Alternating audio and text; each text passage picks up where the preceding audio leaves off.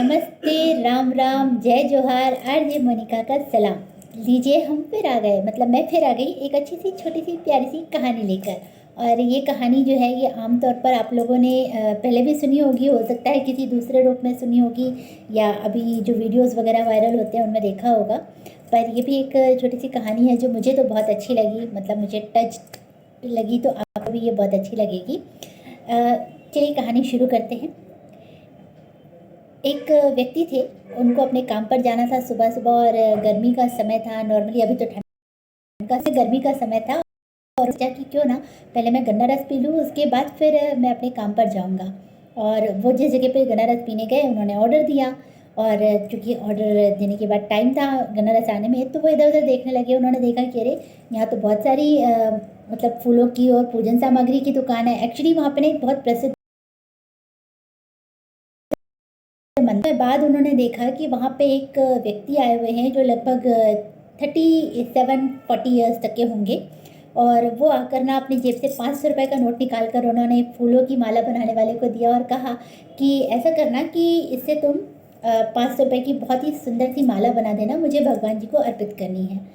तो वो भी फूलों की माला का इंतज़ार करने लगे। और इतने में क्या होता है ना कि एक छोटा सा मासूम सा बच्चा होता है जो काफ़ी गरीब होता है, और उसे शायद बहुत भूख लगी होती है। तो वो उस व्यक्ति के पास जाकर बार बार उसको छू रहा था कि मुझे खिला दो प्लीज़, मैं भूखा हूँ, खाना नहीं खाया है, मुझे प्यास लगी है। तो वो जो व्यक्ति हैं वो थोड़ा सा गुस्से में आ गए, और उन्होंने उस बच्चे को हटाते हुए कहा कि नहीं नहीं, दूर हटो। और जैसा कि नॉर्मली हम भी कई बार कर देते हैं।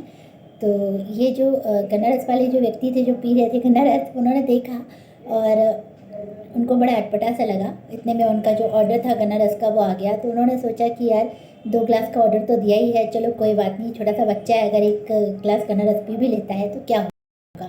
उन्होंने बच्चे को बहुत प्यार से बुलाया और उसको गन्ना रस पिलाया। बच्चे ने बहुत प्यार से उनकी तरफ देखा, मैंने दिल से बहुत दुआएं दे रहा हो उनको, और फिर थैंक यू मतलब धन्यवाद बोलकर चला गया।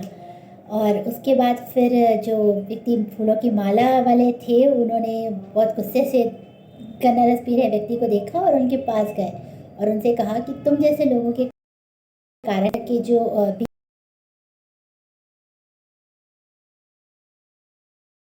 भीख मांग, तुम लोगों को थोड़ा सा इन सब चीज़ों पे रोक टोक करनी चाहिए, मतलब थोड़ा सा इन लोगों को रोकना चाहिए। तो गन्ना रस जो पी रहे थे उन्होंने कहा कि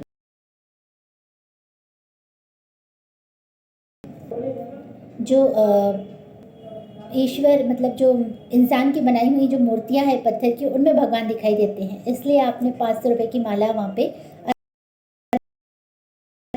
हो सकता है कि जो ईश्वर की भी है, आपको उनमें ईश्वर का स्वरूप नहीं दिखता होगा, इसलिए आपने उस बच्चे को मना कर दिया।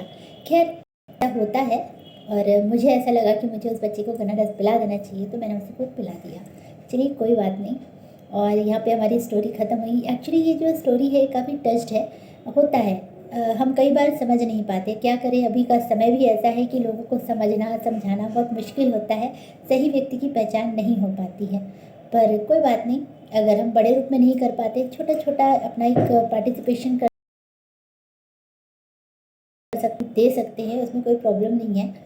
और ये तो बहुत अच्छी बात है कि हम कहीं ना कहीं किसी के लिए हेल्प में काम आए। ज़रूरी नहीं कि हम पैसों से ही हेल्प करें, कई बार आपका इतना कह देना भी बहुत होता है कि चिंता क्यों करते हो, मैं हूँ ना, या कोई दिक्कत हो तो मुझसे बात कर लेना। अब वो बात अलग है कि कोई आपसे उस समय बात करता है या आपको बताता है या नहीं। खैर हमारी स्टोरी से अगर कुछ अच्छी बातें होती हैं, अगर आपके मन में कहीं से भी थोड़ा सा भी अगर ये काइंडनेस आता है तो ये बहुत अच्छी बात होगी। चलिए इसी बात की इजाज़त, नमस्कार।